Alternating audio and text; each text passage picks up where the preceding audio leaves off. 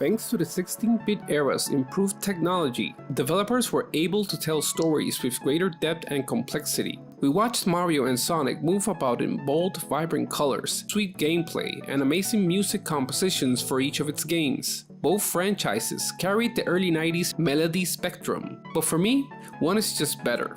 And here is why. Without further ado, let me welcome you to the Cypunk feed.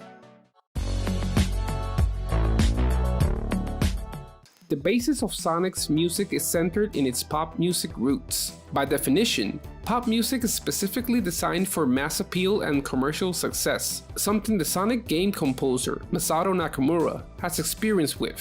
A Japanese musician, bass guitarist, and record producer, also a member of the J-pop band Dream Comes True, Nakamura dominated the music production of Sonic the Hedgehog's games.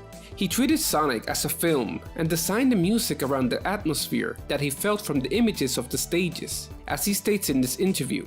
My inspiration comes from each graphic, each stages. Nakamura took a great deal of inspiration from various artists such as Bobby Brown,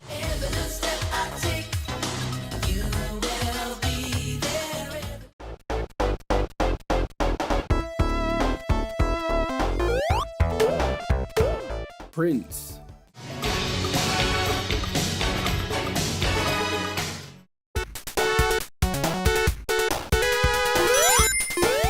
or even Bobby Caldwell.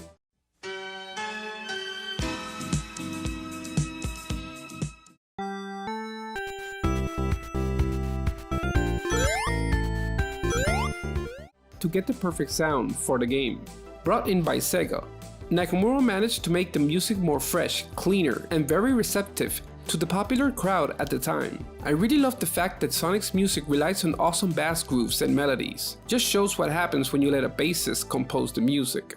On the other hand, there is Nintendo's producer and composer Koji Kondo. He began taking lessons on the electronic organ from the age of 5. He improved his skills in the instrument in a cover band that played jazz and rock music. Here's where most of his influence and style emerges. Kondo's music for Super Mario Bros. Was designed around the feeling of notion that mirrors the player's physical experience with the game, following the philosophy of the series creator and designer Shigeru Miyamoto, who demanded that the audio of the game be made with substance, and for that same audio to be synchronized with the elements of the game. As a result, Kondo based a number of the score around the genres that are primarily used for dancing, such as Latin music and the waltz. For example,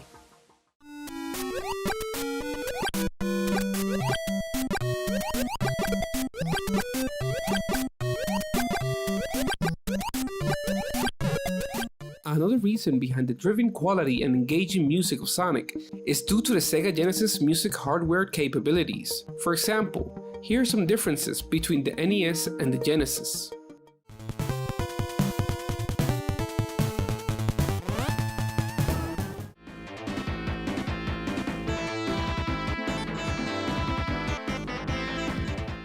Before the Sega Genesis came along, composers and music producers had a hard time making compelling music due to the NES limited audio hardware functions. The Genesis, however, changed that with the introduction of the Yamaha YM2612 for the console synths, and the SN76489 for square sounds and noise, which was previously used in the Sega Master System.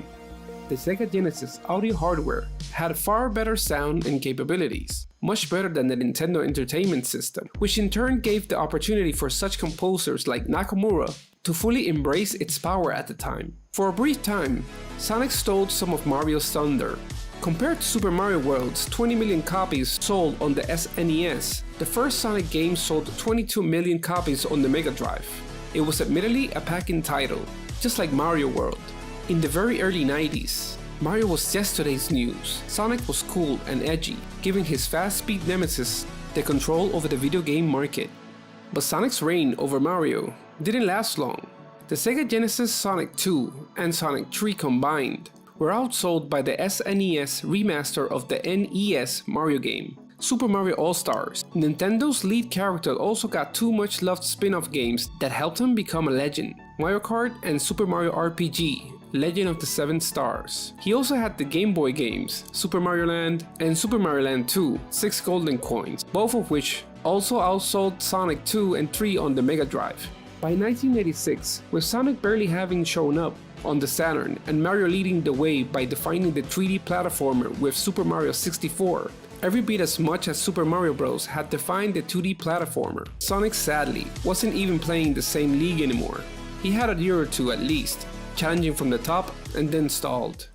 We can agree that Mario does have a share of memorable music in the gaming community, and we can also agree that Mario's music is legendary, but better musically, I have to give the edge to Sega on that one. Mario's music is iconic, while Sonic's music is just better. So, what music do you think is better? Let us know in the comment section down below. Don't forget to subscribe and hit that notification bell to stay up to date on new theories and info. Thank you for watching. This was your host. Welcome to the Cypunk feed.